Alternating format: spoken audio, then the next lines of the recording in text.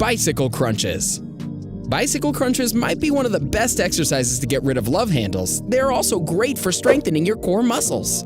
To start, lie on your back, keeping your head and hips straight. Then take your hands off the ground and keep your fingers lightly on the sides of your head. Don't pull your head upwards with your hands, keeping them under your head. Just keep them very lightly pressed with elbows out just to allow the head elevation. Then lift your legs with bent knees in a 90-degree angle. Now touch your right knee with your left elbow and left knee with your right elbow.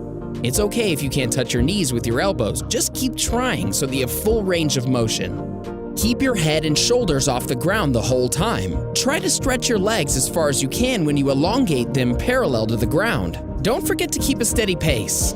Try to do 30 reps in a row. Keep adding in a couple sets to your workout and you'll start to notice the difference in no time.